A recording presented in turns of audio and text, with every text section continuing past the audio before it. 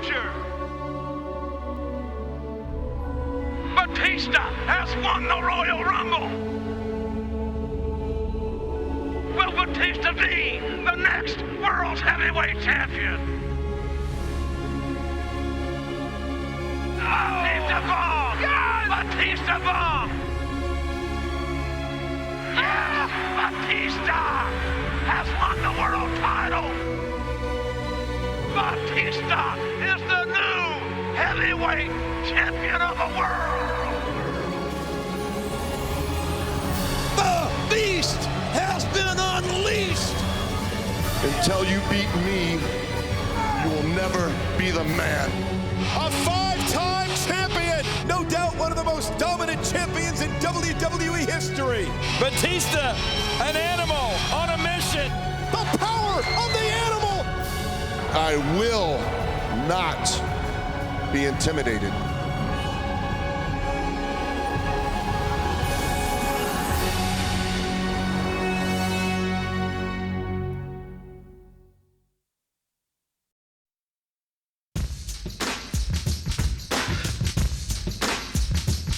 Yeah, you know, in the 70s in Washington, D.C., it was great.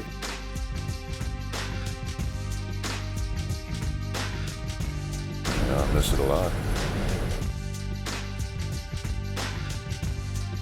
You know, looking back on my childhood, it just, I mean, to me, it seemed normal, but, you know, growing up and kind of reflecting on it, it was like, you know, it was rough. Go outside the little touristy spots and the political spots, go outside Capitol Hill. A lot of D.C. is just ghetto.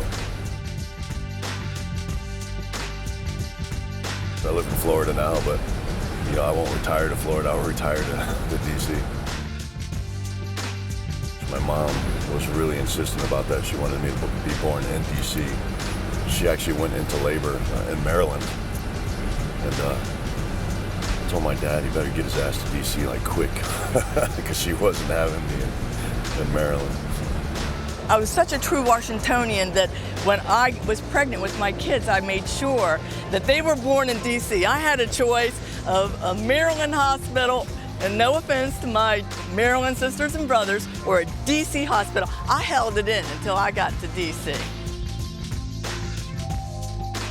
When he was born, he had so much hair that the nurses would do every day. He'd have a different hairstyle, and everybody had fun with him. And I took him home, and I just couldn't believe this baby was so enormous. He was like a king-size baby. I mean, looking back on it, when you know, I was older, I was like, man, we had nothing. I mean, a lot of times we didn't even have food. Mom and dad had split up, and my mom was, you know, trying to raise two kids, and, you know, she's pretty broke. And then for a while, we had to actually stay with some relatives, and Mom had to kind of go off on her own, try to get a job, get situated. She actually did that a couple times. You know, we didn't even have a real place to live. You know, my mom and my sister and I, we all shared one big bed in the basement of a house we rented in D.C. So this is the alley we used to live in. We used to, you know, all kind of, but we actually lived in the basement of this house, so right where that door is, that's where we lived, in this little tiny basement. There was me, my mom, and my sister. Like none of these houses, these are all brand new, so you can see how the area is just kind of building up. You know, it's kind of, you know, it's kind of cool on one hand because, you know, I feel like the city's building up. And it's also kind of sad to me because it feels like, you know, my neighborhood's not going to be the same anymore. You know, it doesn't really have that neighborhood feeling like it did when I was a kid. You know, it was always in our neighborhood. There's always 10, 15, 20 kids. You know, we're all a big group of kids. Of course, I was only a white kid.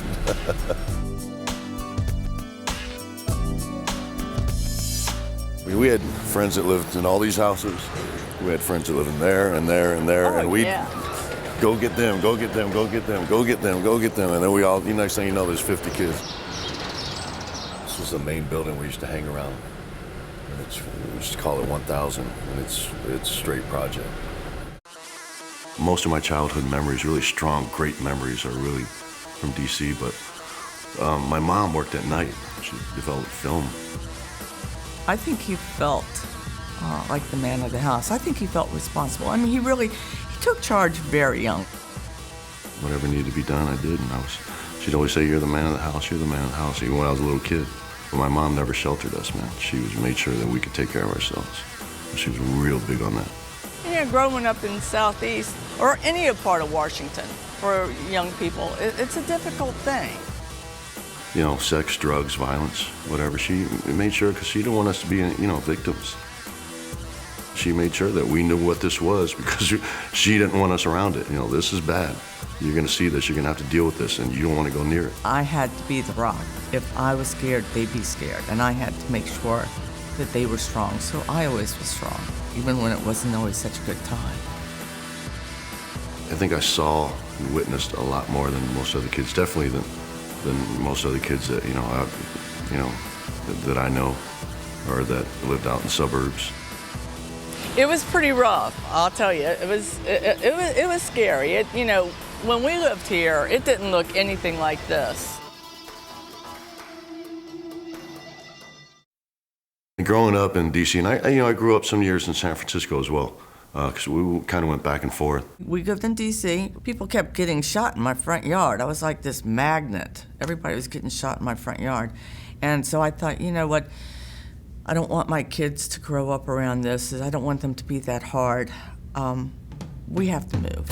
And we did. We packed up and moved to San Francisco. Didn't know anything about it. Felt like I didn't have to worry about my kids as much. They could go outside and have fun. And nobody was going to get shot in my front yard because there was no yard to get shot in. And I thought, well, this is a nice place to raise kids. They'll be happy. And it started off great. And then they started getting in a little bit of trouble. And I saw it getting worse and worse. And I thought, this is tough because if I don't do something about this, my son's going to either end up dead or in prison. So I sent him back at 14. I sent him back to live with his dad, which he'd never lived with his dad before. In my early teen years, I moved back from San Francisco to live with my dad in the suburbs of Virginia. Because she thought, he'd be a good influence on me, and I was getting in a lot of trouble. It was just odd. I mean, we didn't click. We talked about this like years after the fact, and I told him, I said, I don't feel like I know him. I don't feel like I have any connection with him at all. I don't even have much feelings for him. He's just some guy. I think when you're a kid, you can adapt, But, maybe that was part of the reason why it took me a while to warm up to people. But once I had friends, they were great friends. Never really talked to many people, but, when he was your friend, you knew he was your buddy. I was real shy. I was an introvert. Yeah, I had always had a little bit of, I think, social anxiety. It was hard for me to find my niche in high school. Yeah, I did a little bit of everything. I played basketball, I did track and field. I really loved amateur wrestling. I didn't discover amateur wrestling until my last 2 years of high school. Here, Dave just starts wrestling as a 17-year-old. So, experience would hurt. He'd be ahead in a match and then make a mistake, and then the experience factor would kick in and he would end up losing, a match that probably should have gone in the win column just due to a lack of experience. Every day I wrestled, I wish I had found it earlier, because it really is one of those sports that really you have to develop a skill at. Wrestling was kind of the first experience, or what I could relate to the experience of having brothers. Great work ethic, but David also had a lot of other issues going on outside of the wrestling ring. I was the king of makeup work. I would let it go, and then I'd do all this makeup work, just to get my D so I could pass. Dave got into some academic difficulties and thus was ineligible to wrestle for his senior year. Go to the gym, maybe show up at school, and then go back to the gym and sleep, eat, the main thing. That's what he did. When I was working out, I just always felt like a fish that was put back in the water. I felt like I fit in. I really just found serenity in the weight room. And I was all business serious about it. I loved it too. It just made me feel good and made me feel better about myself. We lifted a lot together. He was real quiet and calm, but when he started lifting, he was just tenacious under the weight. he was the strongest guy in the gym. Everybody was just, when he started bench pressing, he had an audience. I mean, the crowd would gather around. I had my own key to the weight room, which I don't remember how I came across, but I'd skip gym class to come to the weight room. It just, I don't know, I just felt comfort here. And I started lifting weights all the time, and then really started to develop muscularly as well. So then when I got out of high school, that just opened up a whole new can of worms, man. I started lifting weights and just growing like a weed. Honestly, at the time, didn't even really care about finishing high school. I mean, I was out on my own. My senior year of high school, I was already living on my own. My senior year of high school, my dad kicked me out of the house. Back then, it was really just a matter of making money to buy food and kind of support myself as best as I could. I don't know too many kids that age who are out on their own, without a family to support them. School just, it wasn't important to me then, which is one of the biggest regrets of my life. I could go to school if I wanted to. If I didn't want to, I didn't have to. Most of the times, I just didn't want to. Oddly enough, my first job was at a gym. I worked at Olympus Gym in Falls Church, and it was bodybuilding haven, man. I took to it right away. A lot of the big bodybuilders, they liked me too, because I was a big kid. I mean, coming right out of high school, and I was already jacked. A lot of the bodybuilders wanted to train with me and help me work out and develop. The funny thing is, I actually got into bouncing before I even got out of high school. I think probably my first bouncing job, I probably made like 30 or 40 bucks for the whole night. He was always the bouncer at the door, every club we went to. I mean, I think we were 17, he was a bouncer. My early years of bouncing, it was a little rougher because it was kind of one of those things where I wasn't working in the best spots. I was working kind of rowdy places. But then, I hooked up with a lot of promoters. I was working with promoters and working in nicer clubs. And, it was cake. It was easy. It was kind of one of those things you just kind of stand around and look big. And, We were working at a club. I was new. And everybody was like, man, there's this guy. He's huge. And I'm big. I'm thinking I'm big. And they're like, no, he's huge, Imani. And I go in the back. And I look at Dave, and he had to be the biggest human I'd ever seen in my life. I think his heaviest, he was about 370. He came to this club, and I remember walking down the alley. Everybody thought he was an incredible Hulk walking down the alley. People would see him, and he was just big, unimaginably big. Easily the biggest person that many people had ever seen. You get that quick fix. I'm coming home with cash every night. It doesn't. I think it makes you kind of, not really shoot for any other goals.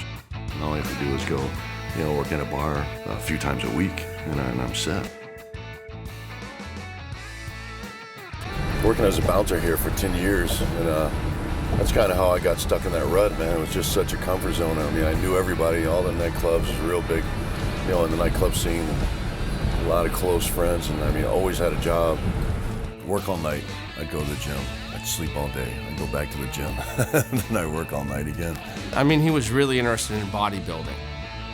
Ravenously interested in bodybuilding. People were intimidated by him because he wouldn't talk, and he had this piercing, mean look on his face, but it's usually because he was intense to his workout, and he just walked around, and everybody would look at him like, wow. Being able to pursue bodybuilding, which I really loved. Bodybuilding at the time was just great, because I loved working out so much and still do. Dave pushed weight around the gym that, to this day, I still laugh at just how much weight he moved around. He would pack the leg press machine with 10 plates on each side, then another 4 plates on the middle, and then he would have me sit there and he would do reps. Dave was Superman to me. Dave was like my big brother. He was Superman. To me, Dave was Superman. Dave couldn't do anything wrong. Dave, nobody does 10 plates plus 4 more plus people sitting on top. So Dave was Superman to me. Wherever I wanted to work in the city, in DC, I could work. They all knew me. All the clubs knew me. I had a real good reputation. So, whenever I wanted to work, I had it. Man, I kind of wish it hadn't been that easy for me to go and just make cash every night. Next thing you know, 10 years are gone from your life. Gave up bodybuilding, still working in a nightclub. I got 2 kids, and what am I gonna do? He actually was with a woman that I loved. Her name was Marianne. I'd already been dating a girl for 6 years. She was actually a girl that I met when I split with the mother of my children. But when I met Angie, I fell head over heels in love with her. He was like, man, I saw the most beautiful woman I've ever seen in my life. Before I even started talking to Angie, I called my mom and I said, Mom, I met the girl I'm gonna marry. And I said, what? And I said, you and Marianne are getting married? And he said, no, I met the girl I'm gonna marry today. And I said, what? And he said, her name's Angie. I couldn't stop staring at her, man. I just couldn't take my eyes off her. He was like, you see that girl with the tattoo on her arm? She's fine.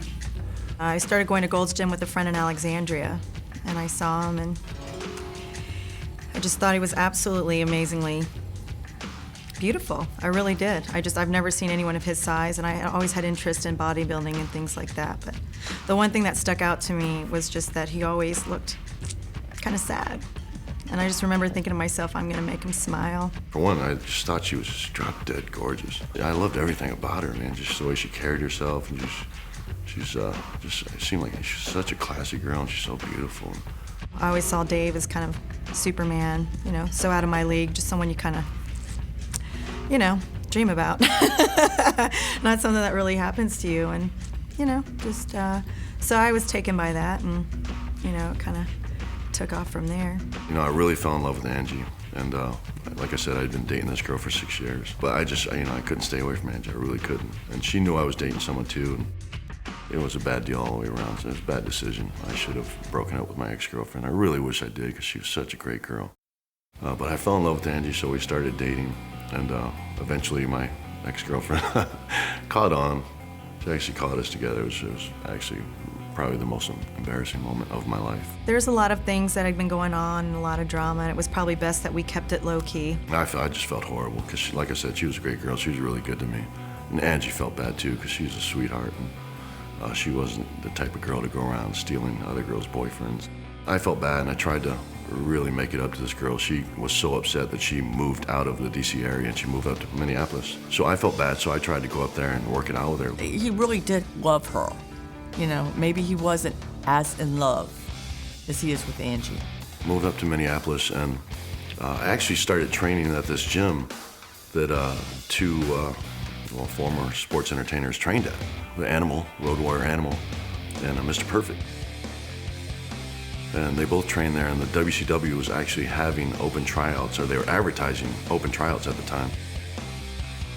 I was kind of floating around. I was still working in gyms, and you know, half-assed trying to work things out with my ex-girlfriend, but still every day on the phone with Angie. I love you, I miss you, I love you, I miss you.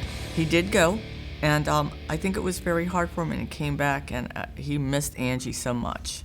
Eventually, you know, it was just one of those things, man. We just, you know, we couldn't erase the past. I couldn't make it up to my ex-girlfriend, and I honestly, like I said, it was a half-assed attempt. I didn't want to be there. You know, I wanted to be with Angie.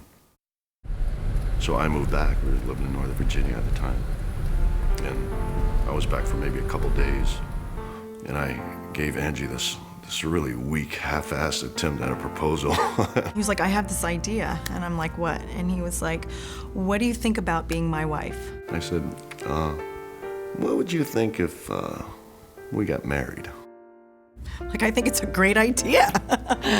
He was like, all right, well, call around and see what we need to do to get married. I'm like, well, when? He goes, Monday, Tuesday, Wednesday. I'm like, okay. She called in, I think on a Monday, she called into work and said, I can't come in today. We went down, we did it all in one day. We went down, we got our marriage license, and we went straight over to the Justice of the Peace and got married. Our silver bands didn't fit. Mine was too big, his was too small, and we were both in jeans and shirts, and we got married, and after we got married, there's a little chili hot dog cart outside, and we had 2 chili hot dogs and an orange Gatorade, and we called it a day. And it was this apartment where my wife and I first got married. It was this tiny little efficiency apartment. It was our first place to go. We don't have like any pictures or anything. The only thing we have is she went down. She wanted to get her driver's license changed so bad because she wanted to put Batista on her driver's license. The only thing he wanted to do was change my driver's license. And that was the only picture we had from our wedding day, is her new driver's license. And we still have that picture. It was a very happy day, I think, for both of us. I think we had permagrin for a while.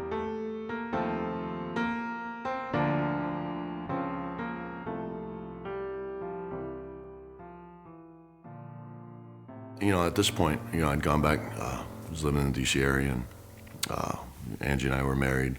And at this point, I had really already had in my mind that this is what I wanted to do. I wanted to go into sports entertainment. Coming soon on pay-per-view. The clash to end all. When you look at Dave, you're going to become a professional wrestler. That's you. That's what I always said. That's where you're going. And the next thing you know, I mean, ultimately, I think when he finally decided to do it, it just doors opened up for him like a year and a half later. I actually had a buddy of mine, his name was Lance, and he was actually really interested in it as well. And we were training together. We were doing a lot of, he's a big guy too, still is a big guy. Well, we decided we were going to do it, man. We're going to go down WCW and we're going to try out, and we're both going to be sports entertainers. We borrowed some money and went to a tryout. They had this little half-pint trainer down there. Everybody called him Sarge, but he really was just a drill instructor, just a, you know, real bad Napoleon complex. I think he was like 5'2". And I remember going into the building with him, walking into the building, and they tried to destroy him. But he jumped right in our faces and, you know, had us doing these squats on buckets, and just so both of us, when we were puking, Lance's nose just started bleeding all over. And I think everybody wants a certain amount of respect. And I think that was definitely not going on down there. And he got really motivated about it. I mean, he really believed this was something that he could do. So he told me straight out I'd never be a sports entertainer. He said, you don't have what it takes, you don't have the heart, and, you know, just leave, don't come back. They tried to do everything that they could to break him, and they couldn't. They couldn't break him. I mean, he told him he would never be a wrestler, told him he had no coordination. I mean, they told him so many things, and I just look back at that time and I laugh, because all the things that they said he couldn't be, he surpassed them. In his first 2 years of wrestling, he surpassed where they were their whole careers. You know, I was pissed. You know, I was livid. Who the hell is that little midget, you know, with a big mouth gonna tell me that I'm not good enough, that I can't do it? So I got back on the phone. A friend of mine, Jonathan Meisner, still my best friend. He's my best friend in the world. Called WWE and actually told him the story, and this was what happened. And they said, well, they recommended a camp.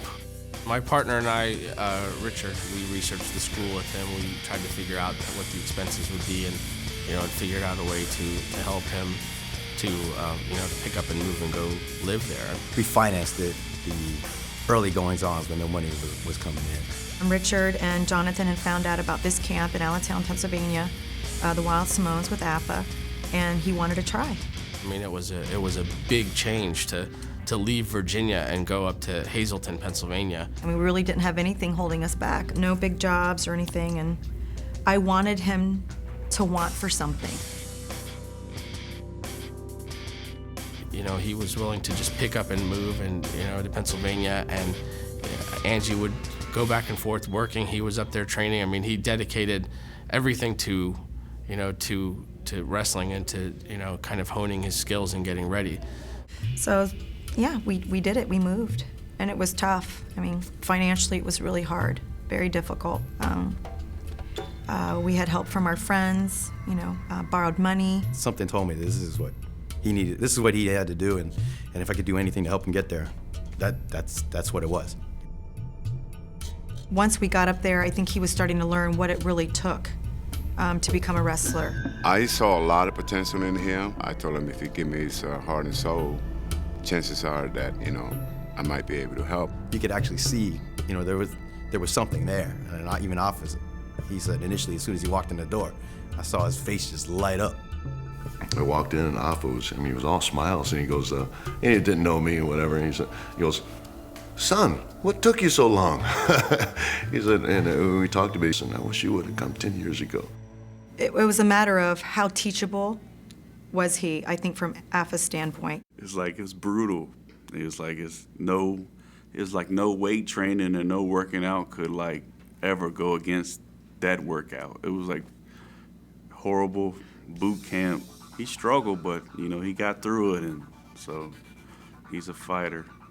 I was still working for the company, and my job is to make sure that when I see good talents out there, to let them know, and I did just that. Every day I was there, he treated me like a son.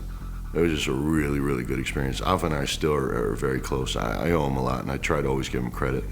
I think he got more of kind of like a father figure advice from Afa more than the business aspect. It was hard to bring that animal out of him, you know, at the beginning because he was that quiet. He was really, really good to me and my family as well. As his training progressed, I think within 4 to 5, 6 months,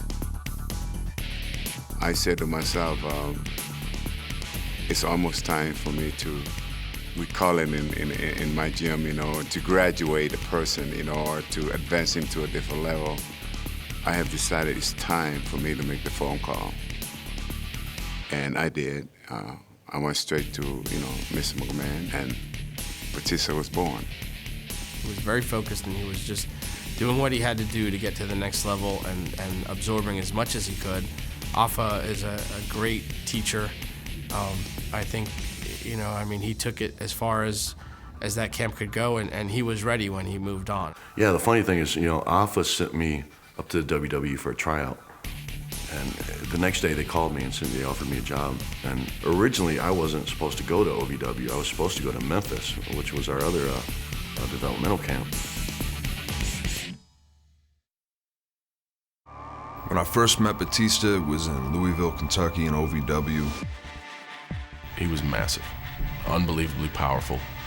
He had the most dominating presence of anyone in that Ohio Valley Wrestling class. Batista, Cena, myself, Shelton Benjamin, you know, it was a small, intimate group of guys that were all learning, and we busted our butts down there, man. Jim Cornette said, I got this great idea for you. And he was really excited about it. He said, I got this persona for you. The character's name is going to be Leviathan. It seemed a little odd to me at the time, but I figured, you know, I'll go with it. You know, it seemed like fun. So for the persona of Leviathan, I came up with all these, you know, kind of goofy ideas, but you know, I thought they were cool at the time. So I went out like Home Depot and got this great big metal chain that I would wear around my neck because I thought it looked cool. The guys hated it because they would punch it and they would, you know, they'd hurt their hands because it was a great big metal chain. Originally, I started wearing these fangs, and they started coming off, and I'd be chewing on them or spitting them out, and it just didn't, you know, it's one thing, you're a big tough guy and your tooth falls out. So the fangs didn't last. So everything that I thought would be cool for this, you know, character ended up just being a nightmare.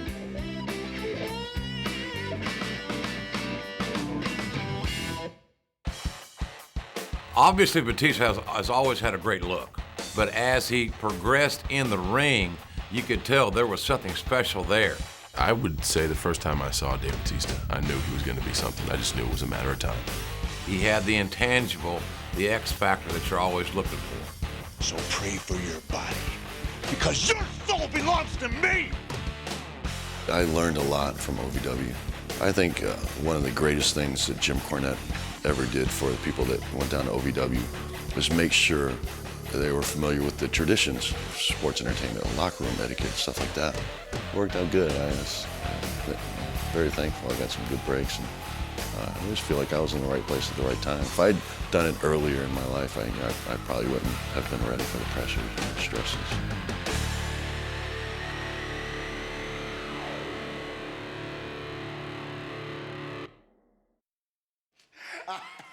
Oh, my brother, it is now time to go out to the ring and testify. You know, I remember the first time I saw Dave on national television was with Devon.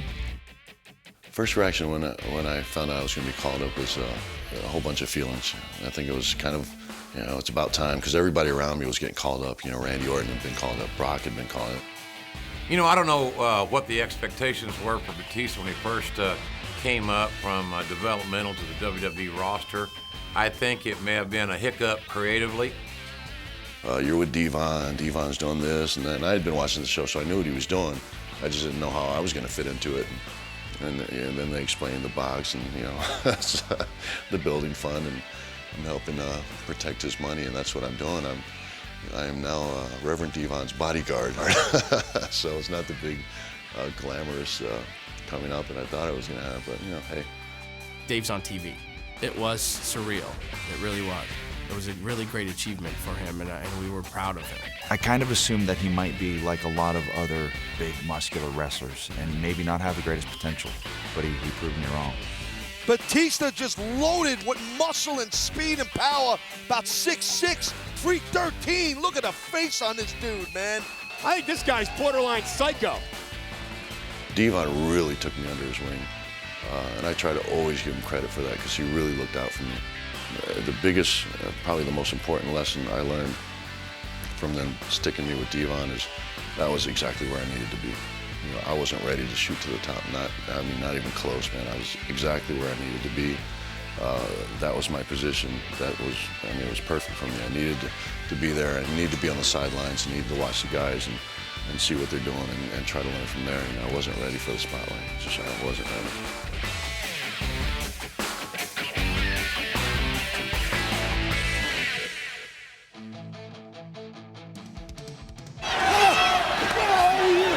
Uh-oh, this is not good.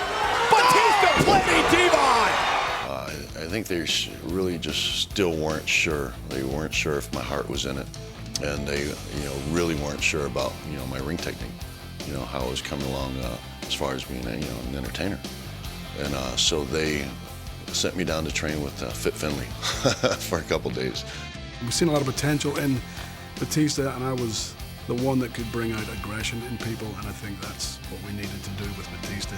You need to be able to garner this knowledge from these producers and agents that know the industry and that are, more than willing to bestow their knowledge upon you and help you to the next level. I learned something there that, I hold true to this day. I swear it's one of the best things I've ever learned, and it's to live in the moment. I put a lot of time into people, and I'm a short burst guy. I bring the best out of people in a bad way. Batista making his Raw debut, 300+ pound carnivore. Oh my gosh, look at this guy, JR. What an athlete this Batista is. 318 pounds, he's ripped. Look at the size, he's a monster. That's a freak of nature.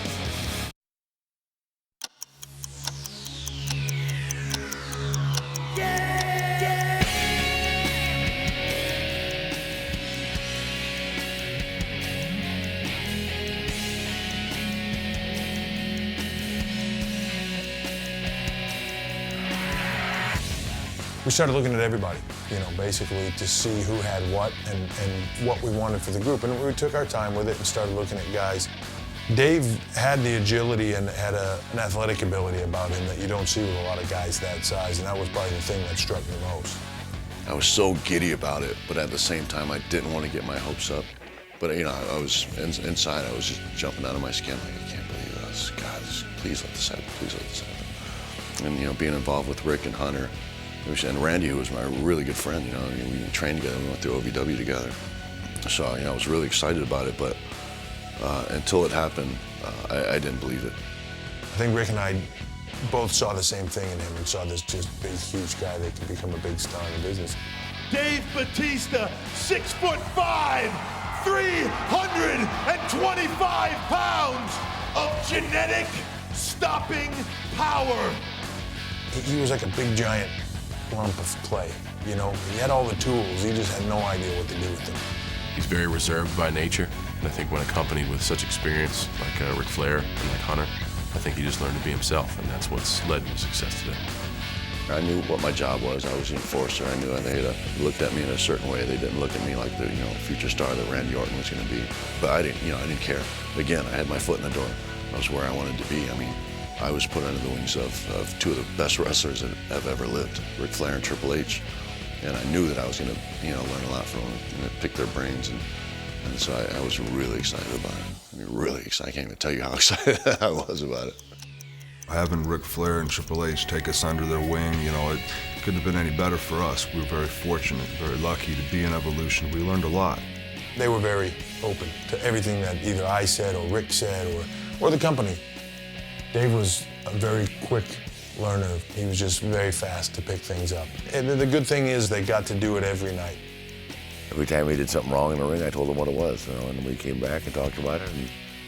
And, after a while, he just started rolling along, and then one night he wrestled Shawn Michaels on a pay-per-view and had that breakthrough match where he really all of a sudden become that accomplished guy, and he ran from there. That was my night. That was a really big breakout night for me. It was my first really big singles match, with Shawn Michaels. I had a lot of backstage stuff to do, which I'd really never done before. And to top it all off, I got to win tag team titles with Ric Flair. He was so fired up about it that it got me a little wired. He was great. I mean, he was excited, and he was really honored to be my partner. And what makes that moment great for me is the night that I was with Dave Batista, and he was so thrilled to be my partner. I was on cloud nine. Even now, I still think, I always get asked, what are the highlights of your career? And I always say it's a toss-up. It's either 2005 WrestleMania 21 or the first time I won tag team gold with Flair. Who would have thought? Not me, not in a million years.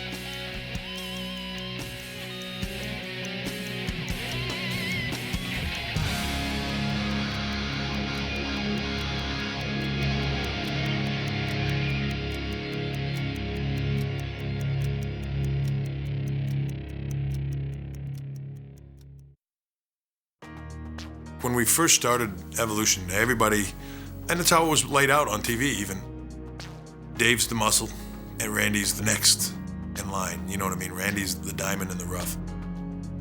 Truth be told, that was supposed to be Randy Orton and not Dave Batista. Randy Orton, as we all know, won the title at SummerSlam in Toronto, and a creative directional change was made almost immediately. Somewhere along the way, about halfway into Evolution, we were having a conversation, and everybody was talking about Randy this, Randy that, Randy this, and I said, mark my words, guys, you guys all are looking at Randy Orton. It's not gonna be Randy, it's gonna be Dave. All of a sudden, Dave Batista had these little subtle things that he could do about himself that the people started buying into. I have opportunity to become good friends with him and mentor him when I can. Trying to get him to show that personality, that charisma that we see come out. Dave had won over the people he needed to win over to make sure that his growth and his ascension took place. From winning the Royal Rumble, and how ironic it was that, in that year, 2005, it came down to Batista and John Cena. I mean, these burgeoning superstars that, now are on top. They were just breaking through the glass ceiling at the time. John Cena, Batista, the final two. This is a dream matchup. I think that Royal Rumble match was certainly a moment in WWE history that is fascinating. It's the first time we kind of ever competed against each other. Batista has won the Royal Rumble. After winning the Royal Rumble, I mean, it's just, it was weird because all this stuff, within a couple of months, all this stuff had come about. I won the Royal Rumble, I'm gonna go to WrestleMania, I'm gonna headline WrestleMania. Batista will be in the main event at WrestleMania 21. I was like, man, I just can't believe this. It's like out of nowhere. It's not, it's not like years in the making. This is, within a few months' time. It's like a whirlwind. I don't know what's going on. It's like crazy. The lead-in for me and Batista was huge. Hunter, I've known what I was gonna do for a long time. You couldn't wait for it to happen. I'm staying right here on Raw. And at WrestleMania, I'm taking the World Championship from you. I think when I watched Batista and Triple H, I think that feud, that is what really, I believe, brought him into his own. I think that's what helped really secure him on the map as a legitimate contender and a major player in the WWE. Batista, you were like a brother to me. And when you turned on me, I was very angry. It's all about the game and how you play it. Well, the game got played. Batista, I will not hesitate. I'm bigger. There will be no remorse. I'm better. No regrets. At WrestleMania 21. At WrestleMania 21. I will beat you. Your ass is mine. And officially become the man. Welcome, ladies and gentlemen, around the world. We are live in Hollywood, and this is WrestleMania 21. Going into WrestleMania 21 to say that I was a ball of nerves that day would be a huge understatement. I barely slept that week. I had all kinds of stuff going on. You know, I was so nervous about that in itself, and I knew where it was going and the future responsibilities that I would have.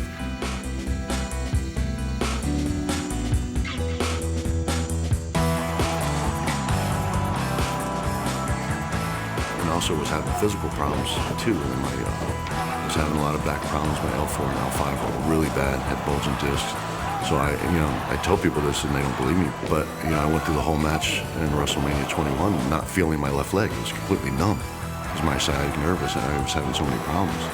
Batista! Oh, Batista bomb! Batista bomb!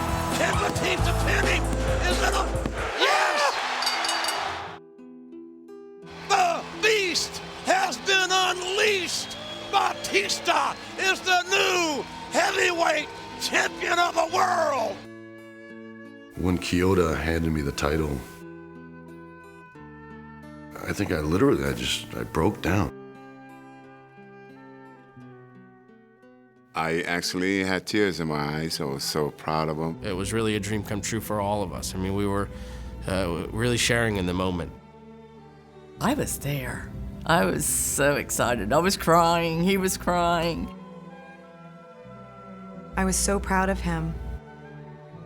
I remember hugging and just him falling in my arms and him just bawling his eyes out, truly. WrestleMania was so special to me that I also wanted it to be special for my family as well, and especially for my wife. So I never really gave her a proposal. I never gave her a ring, and I wanted to make it her night as much as it was mine. So I had this big goofy plan, how I'd do this proposal, and finally give her the proposal she deserved, I planned to, after the match, come back and propose to her. He dropped to one knee in front of everybody and saying that this was something that he thought that I always deserved, and he wanted to give it to me, and he thought this would be a great moment for us to celebrate. A very cool moment for him to do it in, I guess, in a way where it was all of a sudden all about him, and he turned it around and made it all about her. I was shaking. I was totally, absolutely surprised. So it was a great day for both of us. It was such a special night.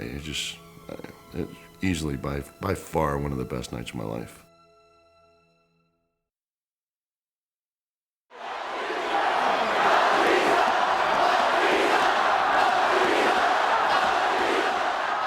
And then it was like a whole new can of worms was open. And Hunter actually said to me, and I'll never forget it, and he's given me a lot of good advice. He said, just enjoy it, man. Enjoy the ride. He said, because it's going to be a roller coaster. And he said, you got to be on the money, man, because you're now the name and face of the company. A lot of people are counting on you.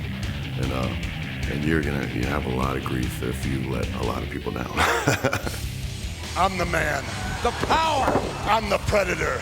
The strength. I'm the world heavyweight champion. The intensity. And I'm the top of the food chain. That's it. Here's your title.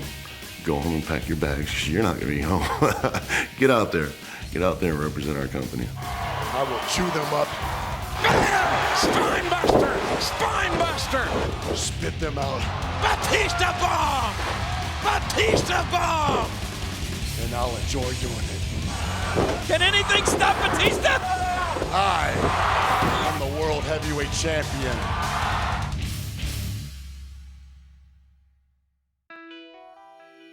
I was really, at that point, I was world heavyweight champion. I was really at that time when my family life especially my marriage, just really started to fall apart. It was really bad. I was never home. My wife was really resentful because of that. It wasn't what she signed up for, She wouldn't only be married to a guy who was never home. We were the couple that we did everything together, and we loved it like that. Like some couples, that would drive them absolutely nuts, and they can't function like that. But I was his world, he was my world. When he started traveling a lot, I think it affected us immensely. It's really hard to stay connected to someone that's not a part of your world, and vice versa. I was always so proud of him, so there was always a part of me that understood But I did become resentful. There was a part of me that started getting angry. It was around this time as well that I had gained full custody of my children. I grew up with my mom. Like, she's always had custody of us.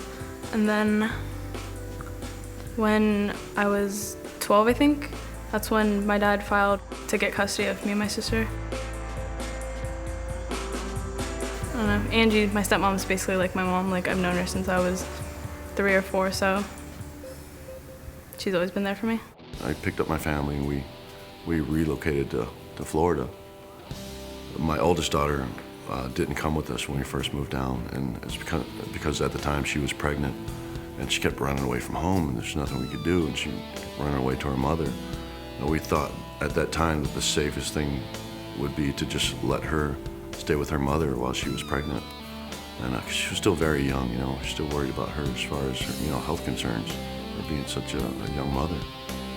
And so the agreement was that she stayed there until she had the baby, and then she relocated with us to Florida, which is what she eventually agreed to do. It was a little tough. She didn't want to come in first because she thought that she would never see the father of the baby anymore.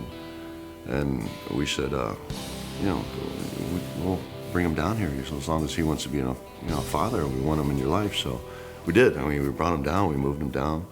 We bought him a car. We rented him an apartment. And really took care of him. My grandma moved in to like help raise us.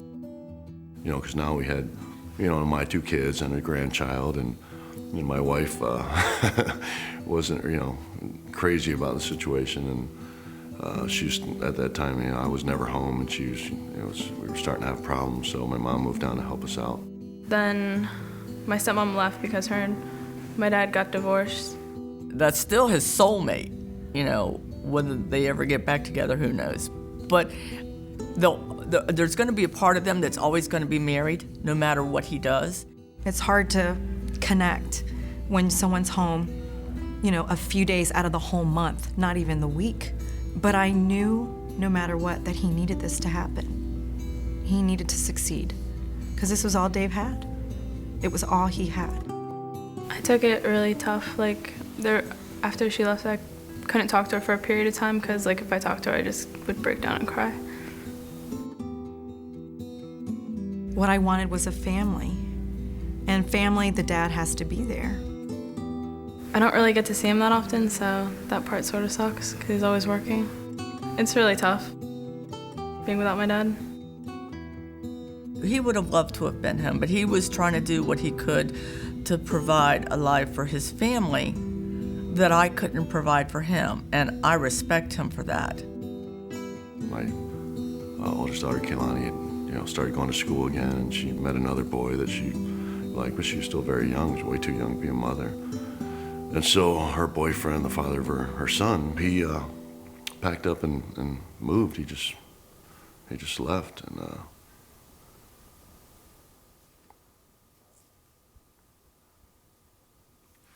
so they packed up and left, and I think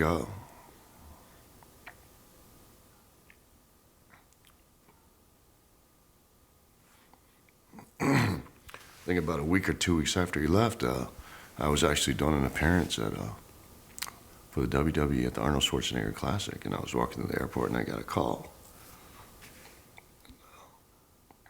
I said, Ricky's dead. He was killed in a car accident, so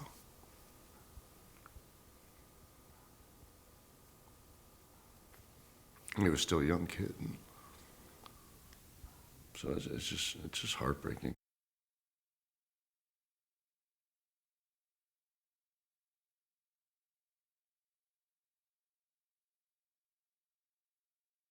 Now, ladies and gentlemen, everybody get ready to show your love for the final draft lottery pick and world champion, Batista! SmackDown has hit the jackpot! Holy cow! The World Heavyweight Champion has come to SmackDown! Oh my God! Getting drafted back over to SmackDown, especially as champion, it was a little rough. You know, it was a little rough. I had a lot of heat with a lot of SmackDown guys.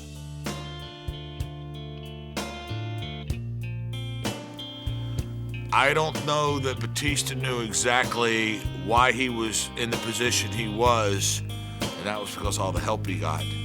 And I know he was very unhappy to have to leave his buddies of Evolution and who traveled with, grew up with as far as this industry. So suddenly there I was, still really a rookie. Didn't have my friends with me anymore, you know, Triple H and Rick, and went over there as as the new champion. So it's, I mean, it felt like not only on screen, but you know, behind the scenes as well. Just I had a lot of people gunning for me. And even though they're all WWE, you know, they're different groups. They're like different teams.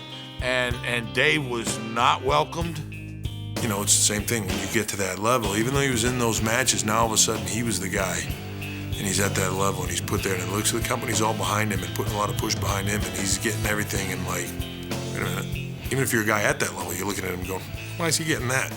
There's a lot of questioning to that and you have to prove yourself. I don't think there would have been many frowns if I had lost that title like the first week there. He didn't make himself very welcomed by his actions, and it was probably one of the roughest starts in his career when he went to SmackDown, by far. It was quickly becoming a huge failure. We are here to name a new #1 contender for my World Heavyweight Championship. Eddie Guerrero is the #1 contender for the World Heavyweight Championship. Working with Eddie, you know, I think right off the bat, Eddie treated me like a champ. He really helped me make the transition over to SmackDown, you know, because a lot of the guys were really down on me. And he stood up for me a lot. You're not only the World Heavyweight Champion, and you not only wear that belt righteously around your waist, you are what this business is today. You are greatness. He treated me like I was king of the world. And then he'd always say, you know, you're the leader of the chariot, you're the horse, you're the thoroughbred, we gotta all get behind you, you know, you're pulling the chariot. And he was really, when he'd tell me that, I'd believe it, you know. You know, he'd make me stick my chest down. He had me all pumped up. I think right off the bat, I think Eddie just, I don't know if he felt sorry for me or just took a liking to me. But we clicked right off the bat, man, just like that. And man, I enjoyed every second of working with him. When David started working with Eddie, he was so happy. He was the most centered I've ever seen David in his life since I've known him. Eddie was so many things for Dave. And for the first time, I felt that Dave was getting back on track with family, with life, with priority, with work. The relationship that Dave Batista and Mongo Eddie had was a special one, you know, because they were just starting to work a program together, and the night before Eddie passed, he called Batista on the phone and told Dave how much he loved working with him, and Eddie always wore his heart on his sleeve. When I talked to Dave the next day, you know, he was hit almost as hard as anybody. He was there, they were close. So I remember, we were up in the morning. I just remember my wife screaming. She said, oh my God. And I said, what's going on? She said, I just got a message from Dr. Rios. She said, Eddie's dead. And I said, no way. She got a message. She just broke down and said, Eddie's dead. I just fell on the bed and I just felt numb. I've never seen David cry so hard in my whole entire life, ever. Out of all the things that we've been through, I have never, ever seen him cry that hard.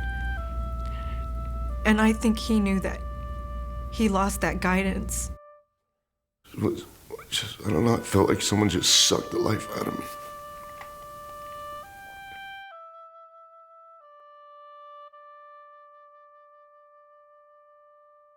Call me a selfish son of a bitch, call me anything you want, because I'd give anything to have Eddie back right here.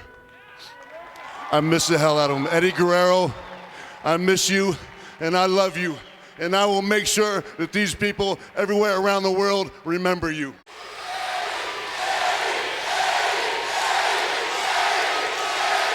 You had the Eddie Guerrero chants for the late, great Eddie Guerrero. WWE fans showing utmost respect. And two of Eddie's closest friends in the entire world teaming up in this matchup. Rey Mysterio and Dave Batista. Working with Rey Mysterio, he's first of all, Rey's he's one of my favorite people in the world. He's one of the coolest guys I know. I just love it. I've gotten to know Dave better, as days go by. And we've got to kick it many times. Very lovable guy, down to earth. Without a doubt, is one of the nicest persons I ever met. Tell you, what a team Batista and Mysterio make. Wait a minute. What a team. Power and speed. We definitely have a lot of chemistry in the ring. Batista and Mysterio look unstoppable. Batista, Rey Mysterio looking sharp. We would rock the house every night. Batista! Wow! The Batista bomb! Are they gonna do it? What are they gonna do? They did it! Holy smokes! New tag team champions, Batista and Mysterio! What a celebration for Batista and Rey Mysterio! Batista, Eddie, and myself, we were really, really united. We were really tight. And just becoming champions together and dedicating that to our brother, to our good friend, Eddie, just meant the world to us. I had so much fun working with him. That's all it was. I mean, that part of my career is just, I couldn't describe it as anything other than just pure fun. I mean, he's just fun to work with. It's just, it's so funny because we clash so much. I mean, our styles of wrestling and, our physical statures, everything, we're just total opposites. But at the same time, we get in there, we just goof around and have so much fun. I know he's a celebrity, but he's just still Dave, and he's always been Dave. Like, the celebrity thing it's never changed him. He's never changed one little bit.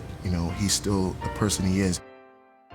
Dave on a regular basis is pretty quiet. He's kind of a mild-mannered, quiet, kind of go with the flow kind of a guy. He's one of those quality guys. There's not a lot of them around, not just in the business, but in life. Always courteous, takes time for everybody. He's just a fantastic guy, friend. It's amazing. He'll come back here, he'll talk to anyone. He is down to earth. He'd give you the shirt off his back if you needed it. Doesn't look at himself as being anything special. Just his fan base, or just the people that just come up to him and admire him. It's crazy at times. I mean, everywhere he goes, there's 200 and 300 people all wanting to shake his hand. That in itself, I mean, it's just jaw-dropping to see that. I think people sometimes they see us, once a week on our show, and they don't realize that we do on televised events. And they don't realize that, even when we're not doing shows, we're out promoting. We travel the world. We have international shows. So in between our weekly show, we may go to Australia in a few days and come back. Wrestling fanatics of all ages, the day that we've been waiting for has finally come. Batista, welcome to the Philippines. How are you doing? Philippines in general, it's a special place for me. For one, I'm half Filipino. Yeah, apparently, some point in time along the way, Dave decided he was Filipino. I never knew he was Filipino. I don't think anybody knew he was Filipino. Somehow Dave researched his ancestry and found a little Filipino. The Filipinos don't treat me like I'm half Filipino. They treat me like I was born there, I was raised there. I'm 100% Filipino. They really, really embrace me, which to me is just, it's incredible. He's actually a world-class champion, a good representative for the Filipino people. I'm very proud of my roots. Obviously, I have my heritage flags tattooed on my shoulder. Those are his roots. He is Filipino and Greek, and I am proud of him for embracing those roots. Batista being an international superstar, he shows a side of the Filipino that we can be proud of. Being half Filipino, he's got to be the biggest superstar there is. You know, he represents his country. The way it was explained to me, I could never figure out why I was so popular here, other than being half Filipino. And someone said to me that the Filipino people, they're searching for heroes. They need heroes. They need one of their own as a hero, and there's not that many. So they really embraced me as one of their own, and they looked at me as a hero. It's much like Manny Pacquiao being from the Philippines. When anyone can see one of their own make it, it gives them the greatest gift of all, and that is hope. And Dave Batista gives a whole country of people hope that they can become great, such as he. So you go to the Philippines and the president is really Manny Pacquiao and the vice president is Dave Batista. That's how popular he is over there. Do the Filipino people proud, man. Yeah. You're always number one in our hearts. First time I went to the Philippines, I got mobbed. It was to the point where, it really was, it was scary. Because I had never had that many people just rushing me.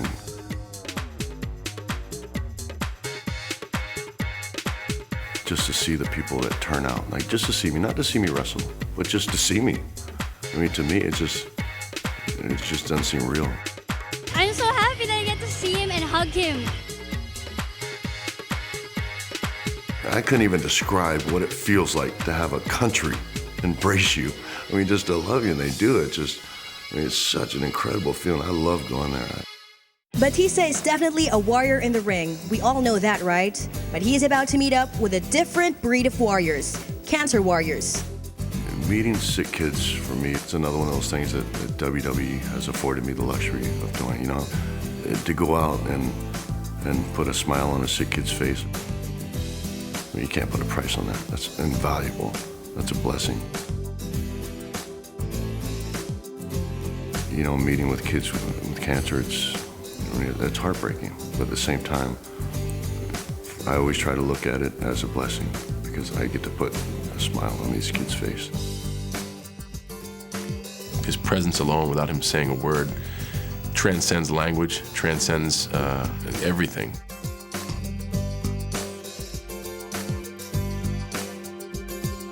If I hadn't been with the WWE, I never would have gotten a chance to experience anything like that. That's one of the things that I treasure the most, because 99.9% of the people in the world will never get a chance to experience that. It really is. It's living a dream. I don't know how else to put it. It's living a dream. I'm just proud of him because I know where we came from. To see where he is now and to know that all that hard work paid off. He is sports entertainment. They want him to be Batista. They want him to be the champion. They think he's this big, strong guy who never gets hurt and is all powerful and can take everybody. It's just a matter of just being able to sustain that, and I think that's a heavy load in itself, and it's pretty demanding. In a match against Mark Henry, I was injured. This is a severe injury. It'll require a surgery that will leave me sidelined indefinitely. I always wanted to be the kind of champion to come out here and defend my title against whoever, but I am physically unable to do that. I have no choice but to surrender the World Heavyweight Championship. It's a shame. I mean, Batista on top of his game. I don't know what to say. Unfortunately, he had to surrender this title. It's just heartbreaking. I just feel for the man, big time. The way it happened was just, it was a live event, untelevised live event, a match against Mark Henry. He gave me this move, I think he called it chocolate mousse, something like that at the time. He landed with all of his body weight on my back, and I didn't even notice that my tricep was torn at first because I just couldn't breathe. Mark had literally jumped on my back and crushed me. I thought my sternum was crushed. It was bruised really bad. So I didn't even notice it, but my arm was actually under me. And just the force of his weight landing on my back, I thought my chest exploded. I just couldn't breathe. And in the ring. Next thing you know, I looked up and I was on the ground, and I didn't even know how I got there. And then I stood up, trying to catch my breath, and I realized that my arm was just kind of flopping around. I knew it was my tricep was torn out. At that point, I was really more worried about, you know, why I couldn't breathe. I mean, my chest hurt so bad. Injuries happen in this business, and you can dwell on it or you can just get over it and move on. It happens. It's going to happen at the worst possible times, but they happen. And you know what? You suck it up. You move on. You don't get depressed about it. You don't think about it. You just, you know what? You can be depressed about it tonight, but tomorrow when you wake up, go get your surgery, whatever you got to have done, and it starts day one of your return. And that's how you have to look at it.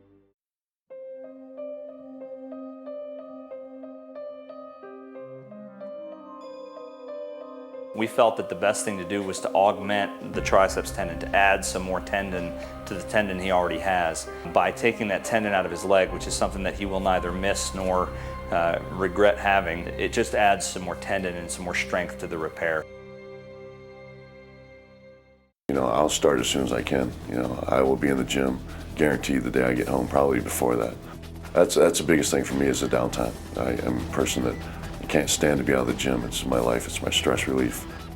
So I will do what I need to do and come back better, stronger than ever, and reclaim what's mine. For Dave, it's never a question of whether he'll come back. It just seems with a job like this, there's more of a wear and tear, not just with physical, but what you're able to deal with emotional and mentally. And those all have to be there hand in hand for this to work. While that was a very bitter pill to swallow, I think Dave was on that page of, this is one of the hardest things I'm ever gonna have to do. I'm on the ride of my life. I'm in the position I've always dreamt of being in, and I've got to hand this back over, and I've got to start that rehab. And I think it was devastating to him, but the next day, he went and had what he had to have done, and he started on his comeback, you know what I mean? And that's, not everybody can do that, but that Dave has that focus, that drive, you know, to be able to do that. It's something that goes along with our business, but you know, having to walk away and surrender the title, it was heartbreaking for me. So it is what it is. Just it made for a good comeback. Ladies and gentlemen, Batista!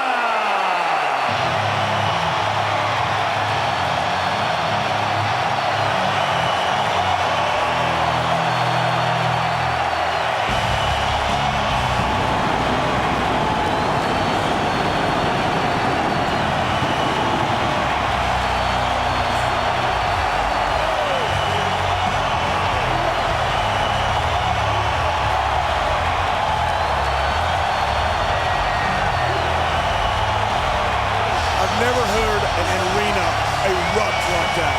These people love this man.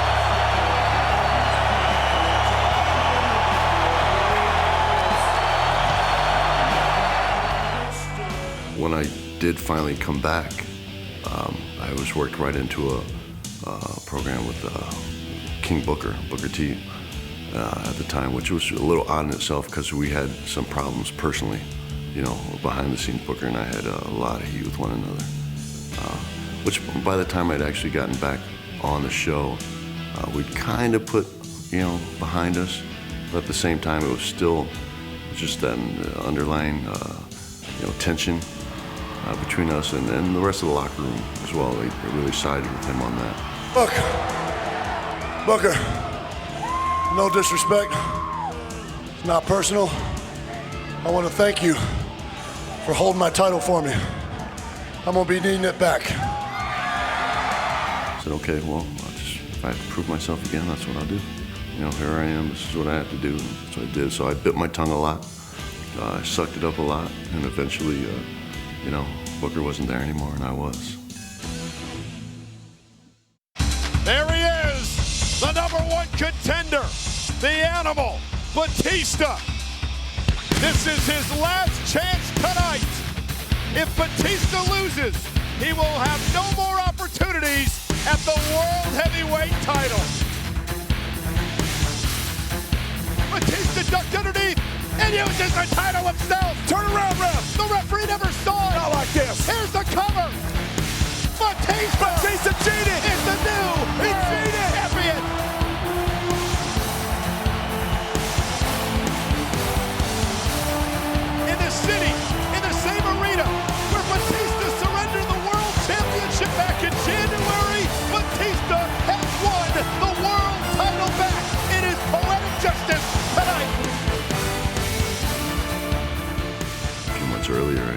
I could even be wrestling again. So to be back, on top again was,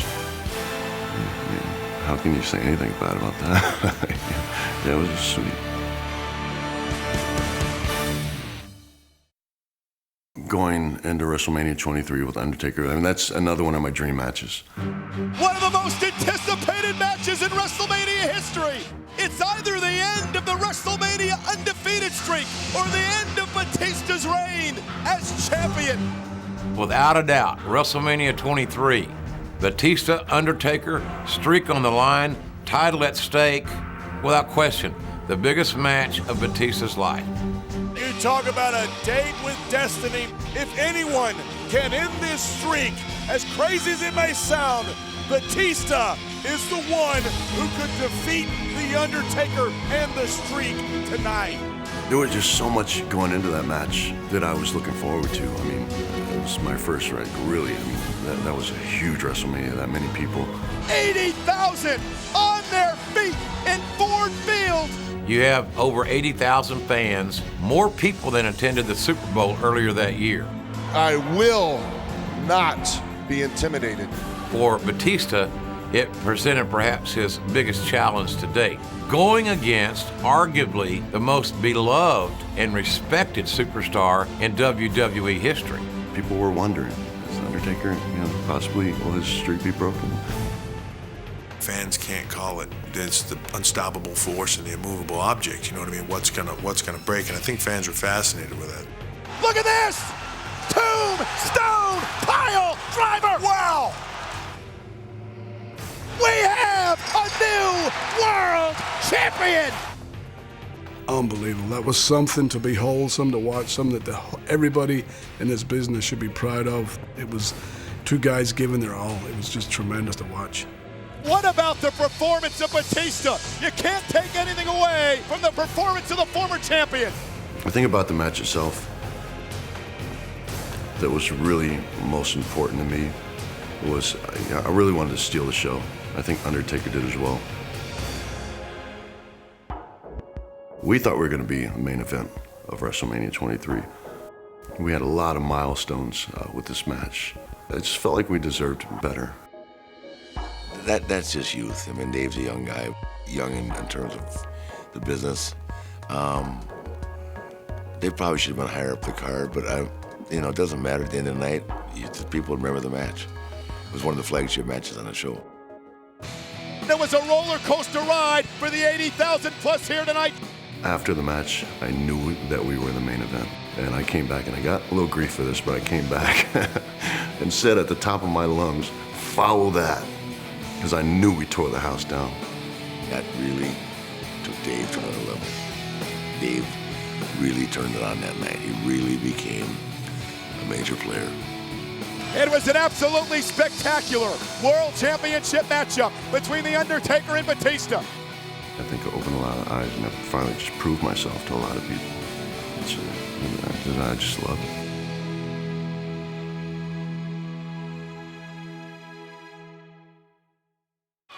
Batista barely able to stand. Undertaker with Batista on his shoulder. What the heck is he going to do here? And Batista, a spear! A spear! Holy!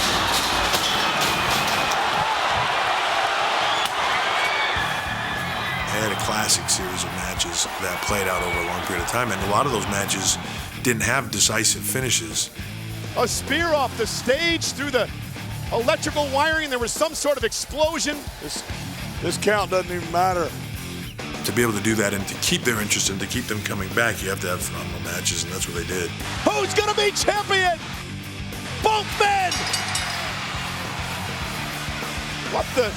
The referees have concluded that both men's feet touched the floor at the same time. They were great matches, and it's a credit to both of them. Once Batista got through with the Undertaker rivalry, his confidence in what he could do, reaching out, taking risks. You can't gain success without taking risks. And he would do new things with Edge, who was coming into his own as a single competitor. Edge is the new World Heavyweight Champion. Edge steals the title. And they just hit it off right away. Welcome to SmackDown, Edge.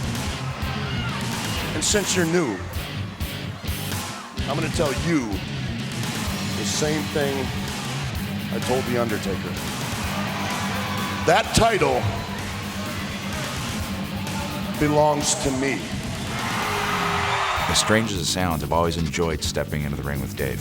I know it's always going to be a hard night. I know it's going to be a physical night. I know I'm going to feel it the next day. But I love wrestling Batista. I love working with Edge.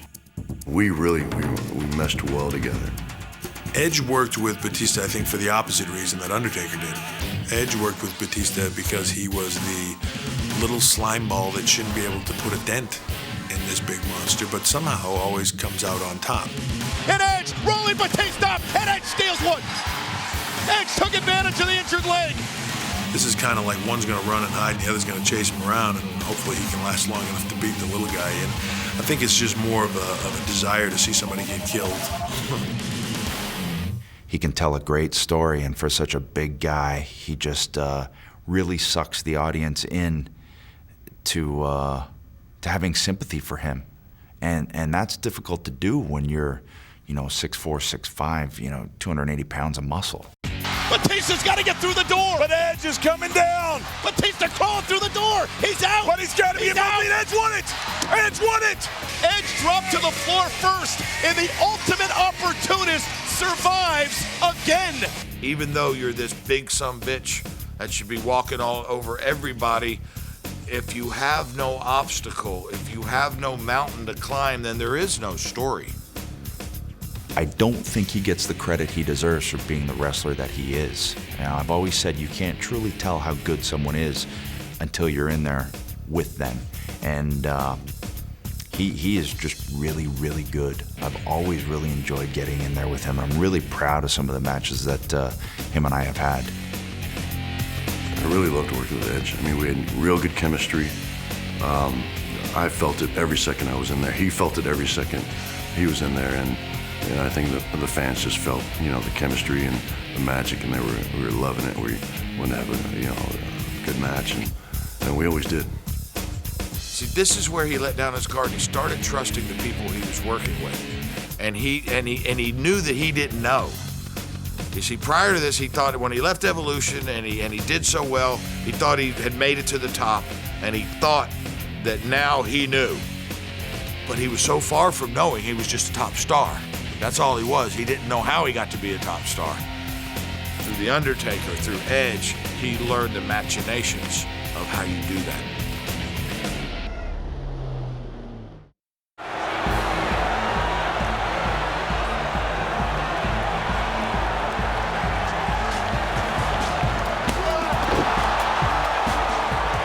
Everybody knew the history between Ric Flair and myself, and that I loved him and he was my mentor.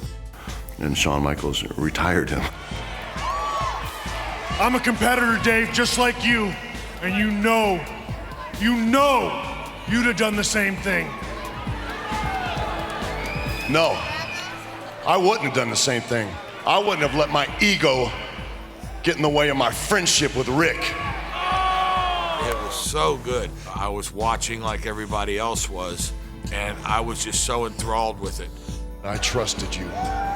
I trusted you to do the right thing. I did the right thing! I will never, ever make the mistake of trusting you again! I did the right thing! I am so sick and tired of going back and forth with you, big man. If you want some of me, do something about it. Do something about it. It was good. It was really good. And a lot of it was good before we even got in the ring together. People were really already emotionally invested in it. So, and sometimes that's really hard to do. The band is tuning up. Sweet chin music. Whoa! Oh! Ooh, what a spine buster.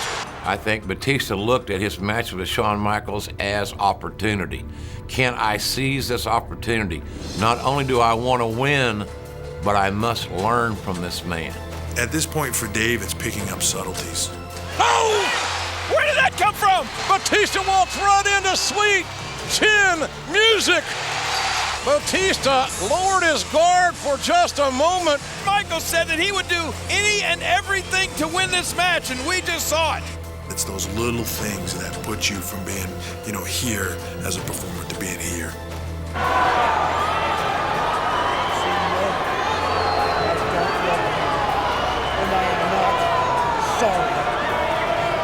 Batista may be closing in on winning this stretcher match and ending this months and months of personal battles with Shawn Michaels.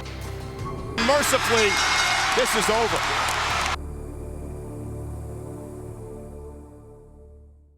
The stretcher match was great.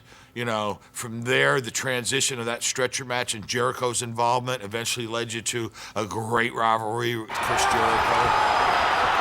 Can Batista do it? Bad news for Jericho! Oh, the Batista bomb! Here's the cover! Can he do it? Can Batista do it? We've got a new world champion! Actually, winning it for the fourth time, it was like, each time I won it, I can't even say that, it was ever any less sweet. Each time I won it, I always think, I never imagined working with Rick. I never imagined working with Hunter. Becoming World Heavyweight Champion was just unfathomable. Second time, oh my God, third time, fourth time is just kind of starts to dawn on you, you just really, I'm gonna be a part of history, This is really just putting me up there, with some of the best. Dave Batista is one of those guys that you always find yourself rooting for, just because of his power, of his presence, just the way he acts in the ring. He's one of those guys, it's very tough for you to cheer against him because at any moment he can beat anybody. And I think that's what leads to his fan appeal. There are many superstars that can electrify a crowd like Batista. You can count on one hand the guys over the last 6 to 8 years that have had the fan appeal that Batista's got now.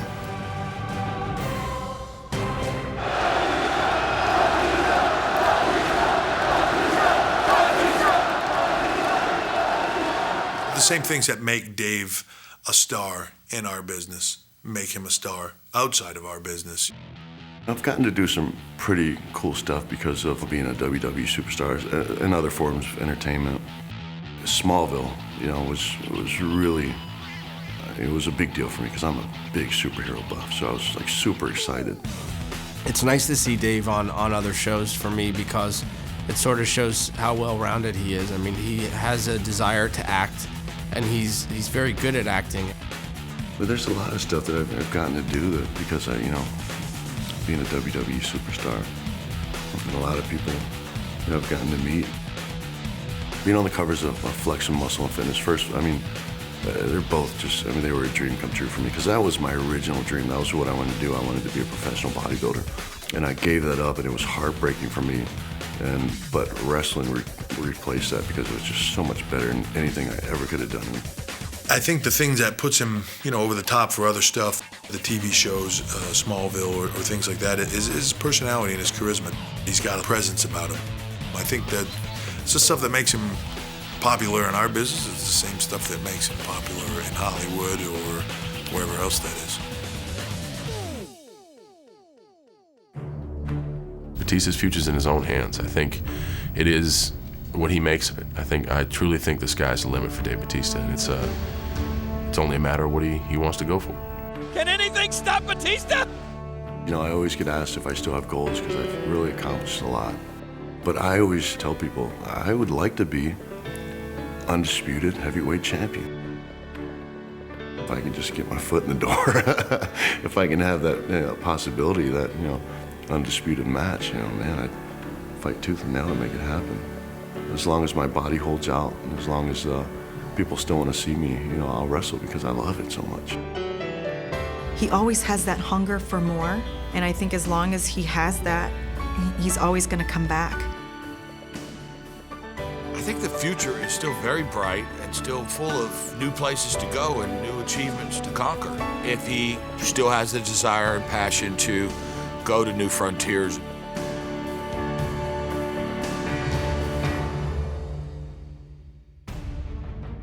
I think his best days still lie ahead. Even though Dave Batista didn't start wrestling until he was 30, he has made an amazing progression getting such a late start. I believe the guy is learning more each and every time he gets in the ring. So where Dave Batista will rank in the likes of the best heavyweight champions ever in WWE still remains to be seen. But I think we could make a very valid argument that he's at or near the top of that list today. When his career is over, we may put him at the top of that list. If he walked away today, he's had a fantastic career, probably better than he ever dreamed it would be. And that's a hell of an achievement. And if he's happy with himself as a person, man, I don't know what more you can ask for out of life. It was a really great achievement for him, and we were proud of him. He has a lot more to give to this company, you know, to this business, to the fans. He's so determined. He's a phenomenal component to this great organization. The WWE and Dave Batista are synonymous. Just wish him the best in life. He's a wonderful, wonderful person. I think if there's anything that he wants, whether it's to continue in this business, whether it's, you know, if he wants to go outside and do other projects, I really don't know. I know that whatever I think Dave does, I think he'll be successful at it because he has that inner ability to just take it. Right now, I still love it. I'll never have a passion for anything like I do with sports entertainment. I think whether I'm in the ring or working behind the scenes, I'd like to work for the WWE until I die. You know, it's just what I love to do.